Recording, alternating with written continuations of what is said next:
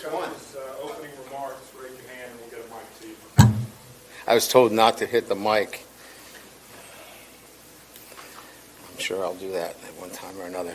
All right, good afternoon.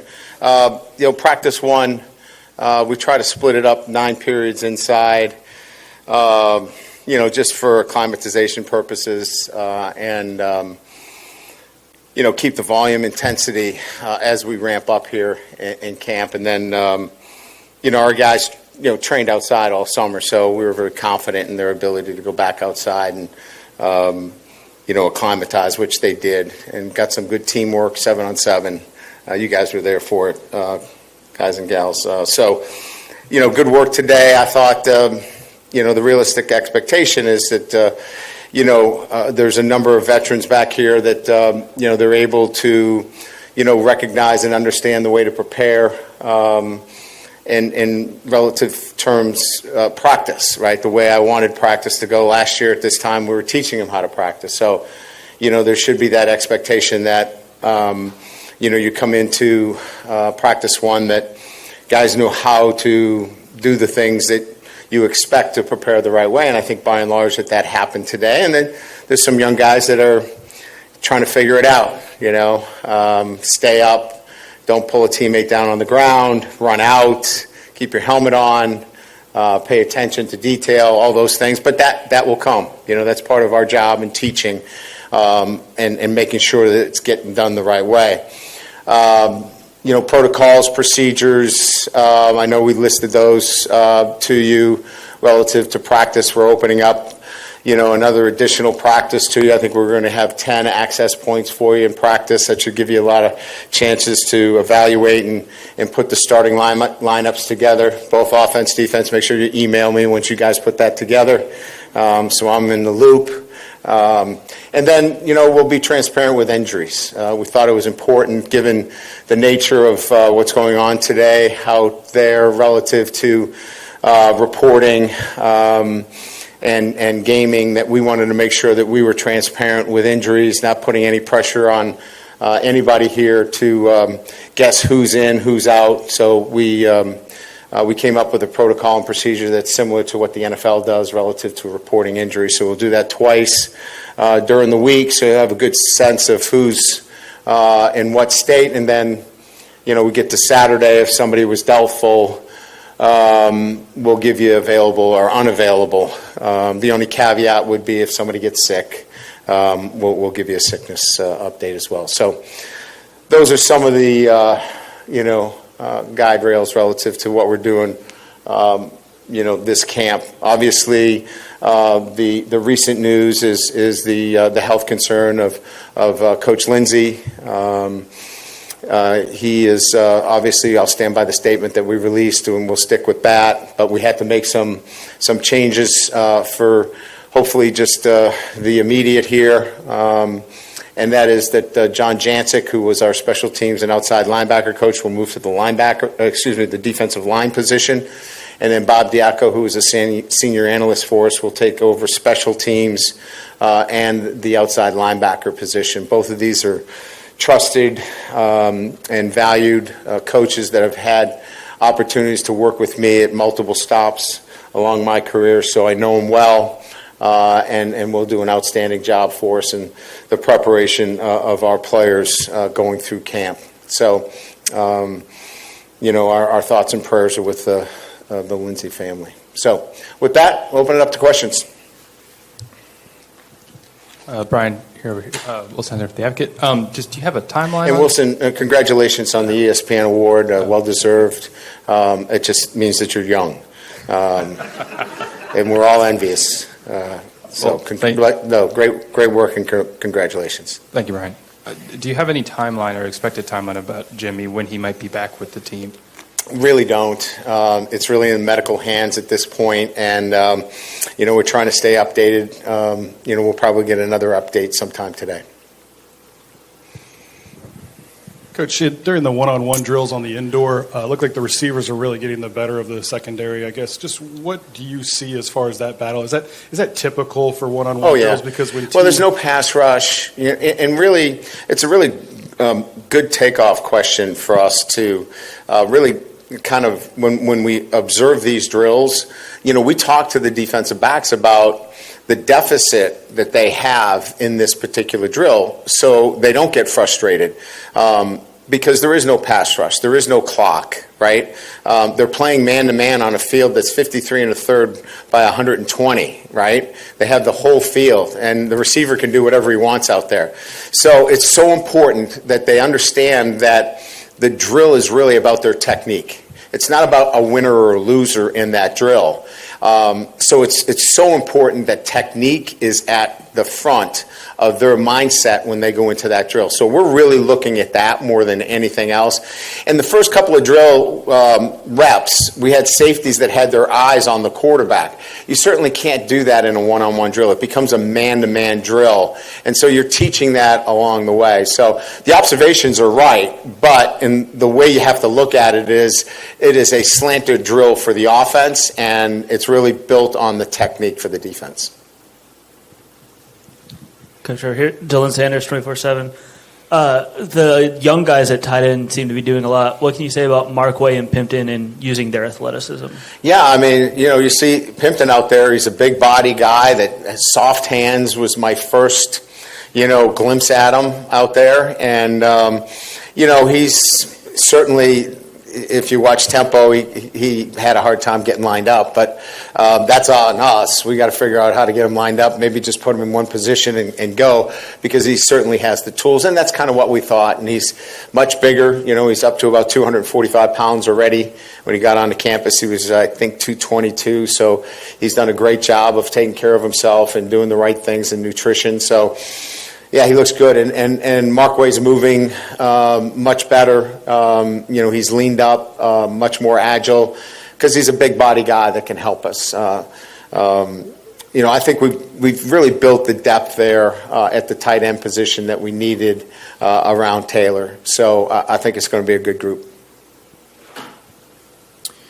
Hey, Coach, here in the back, you talked about how much the team knows how to practice as opposed to a year ago. Are you excited about how much improvement you can make, how productive you can be in the next month leading into Florida State than, say, a year ago? So I don't want to overuse this phrase, but I do want to say that there should be a realistic expectation that everything that we do a little bit better. Does that mean we're going to win every game we play? I'd like to, but I think that you have to have a realistic expectation that the work that we did last year, we should be able to build upon. So in all of the questions that are asked, I would say to you that we go in with the same kind of realistic expectation that we should be making some kind of incremental jump in certain areas. Does it mean you go from 1 to 10? No, but I think you can go from 1 to 3. Can you go to 8 to 10? Yeah, I think in those, those are what I'm saying are the realistic expectations across the board for every player. So they should be making those jumps. Freshmen, I think we have to be more patient. We've obviously got to teach more. But I guess that's how I feel about everything that we're doing on a day-to-day basis. Hey, Coach, without the new injury protocol, if you kept it as the same, you were concerned that because of the gaming, your players, staff would just be hounded by, friends, family, whoever, for injury info? I wanted to be proactive and not reactive. I'm not saying that happened. I'm not saying that it would happen, but I think it's better to be proactive in those situations and take away even the temptation to even have that in this building and not be that next school that goes down that path, right? We talked about, clearly nobody should have a gaming app on their phone. There are geolocators on your phone for every one of those apps. And so getting those apps off your phone and making sure that there's no geolocators because they know where you are. And there should not be any of those on any of our players' phones or anybody that's in this building. So I think it's just much more about being proactive than reactive than anything else. How different is this than in the past, at other jobs you had? Because, you gave – a lot of coaches give doubtful, questionable a couple of times a week anyway. How different is this? I just think it's going to be consistent. I think there have been weeks where, I've tried to do that, and then it got into, look, I've had a hard time figuring out the difference between a cruciate and, a posterior ligament. So, and half of the time I think I've been wrong. So it just makes it easier. I think it's cleaner. I think it becomes more consistent, and I think then you have the expectation of knowing what you've got in front of you each and every week as you look at what player could be, probable, questionable, doubtful, out, moving throughout the entire week, and then everybody else does too. Yeah. Coach Mike Scarborough, TigerBait.com. Yeah, Mike. Aaron Anderson, now that he's out here and healthy, what do you see in him, and did he flash at all today? Yeah, I mean, we didn't do a lot with him. It was mostly, running him out of the slot receiver. I think there's going to be a lot more to see from him, as we continue to build the offense. I think you'll see him involved in touching the ball in other areas as well, from the backfield. I think you'll see him in the special teams game. So today was the first glimpse. Obviously, he's got speed, explosiveness. He's kind of what we thought he would be. Our strength coaches really liked his work ethic, very strong in the weight room. So I would say that I think we've just scratched the surface in terms of what we can do with him. Hey, Coach, over here. Matthew Bruni with On 3. When you have the versatility of guys that can play nickel and safety, just how does that factor in, and how does that help y'all when y'all figure out what y'all have back there? Yeah, good question. I think the versatility allows us to play, our three safety look. That three safety look for us allows us to rotate, different guys down into the box depending on what their skill set is, and still give us the kind of, coverage, from top down. That's not a luxury that a lot of teams have, and I think we didn't have that last year. But with, Sam's and certainly, Major Burns healthy and Brooks, it certainly gives us now a lot more versatility with three really good safeties, three SEC caliber players that give us great flexibility. Hey, Coach Kelly, right here in the middle, sir. Right here. Hey, when we talked to you at SEC Media Days, it seemed like John Emery Jr. was on track to return to the team. Did something happen within the last month? He had to finish up an internship today. Final. He's in great shape. Thanks for asking the question. He has done everything. He has been fabulous to work with. We're proud of his accomplishments, and he'll be with us tomorrow. But he had to get an internship finished up today, finish that paperwork, get that turned into the registrar's office. And instead of rushing out here, with his shoes untied and kind of running on the field, we just said, take care of it. You've gone this far and worked this hard. Get that taken care of, and that's what he's doing today. That'll give us more running backs. As you saw, we had to mirror drills today. We had double drills. We're gonna actually have to do that again tomorrow, and some of the other things to make sure that we get the appropriate work for everybody. Coach, over here. It seems like the competition at center is Charles Turner, Marlon Martinez. How have you seen them progress throughout this past offseason? I think Turner coming back from the injury, right, was something that we were keeping an eye on. I think he's made really good progress there. I think we've been, following that closely, quite frankly. Martinez, got a chance to play a little bit for us last year. We were pleased with his performance play.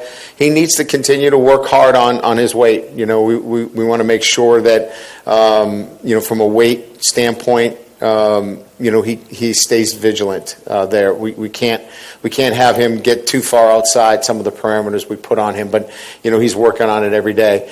We're going to work. Bordelon's going to still continue to cross train there like he did in the spring, and we've got Deli there as a backup to cross train there, and DJ, one of our freshmen, will now move over to the center position. So I don't know that we're done there in terms of making final decisions. I think we're going to create a little bit more competition there as the weeks unfold. But you're right in your assertions that it's 1-2 there right now, and then I think we're going to probably focus a little bit after the first 6 practices and then make that a real point of emphasis, the center position, in terms of battling 2 and 3. Coach, you touched a little bit on the running back room, rather crowded, but what did you see from Logan Diggs today? I just watched the technical work that they had going on, and obviously he's a guy that I know very well, and I know what he's capable of. He's very smooth. He's physical. He's got a great burst, and his ability to stay on the field on all 3 downs. He knows protections. He can catch the ball coming out of the backfield. So, I know him really well. He looked good. The question with him was his health. He had a hamstring that we had to work through most of the summer, which limited him, but he looked healthy, and that was really the biggest thing for me, to see that he was healthy today. And he looked good. He felt good. And he just adds to the depth of that room, which is going to be as complete and as deep as any running back room that I've ever coached. Hey, Coach. Glenn Westco, 247. Just what's the next step of evolution for this offensive line, the starting unit in particular? And now that you have all these guys, the depth, do you guys feel better about the depth that you have across the board on the O-line? Well, certainly we do. I mean, anytime, you get a situation where you have 4 guys that have started SEC games compared to last year where you were like, I have no idea. You come into it feeling a lot better. I think Brad's built a great relationship with the guys, that they understand what they're doing, how they're doing, and when they need to do it, which is really important. Offensive line is adjusting on the fly, and their ability to do that now is really the difference in being a successful offensive line.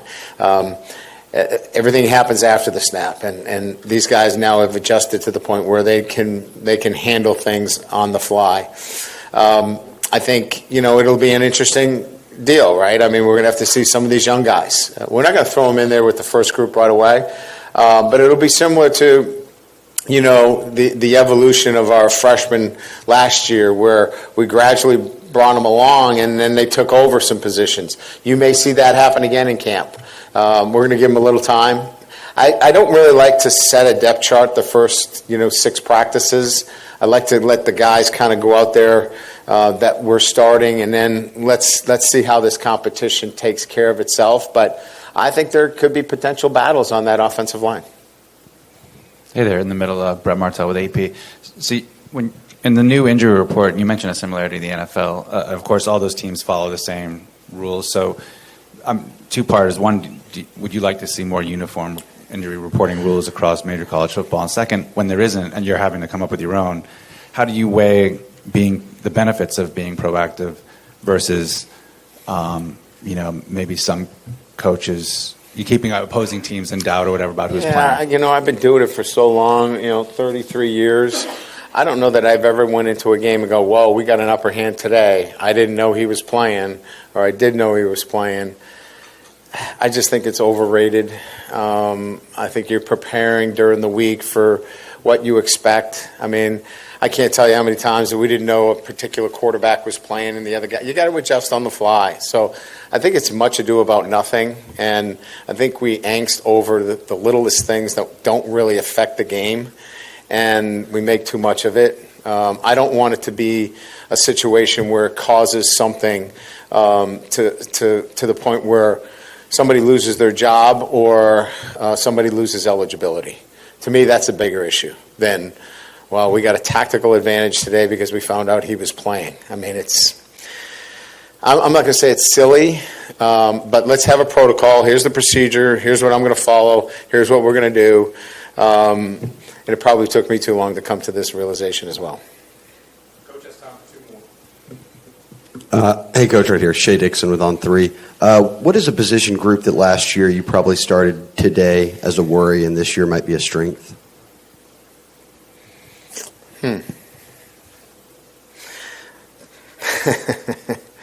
They were all a worry last year.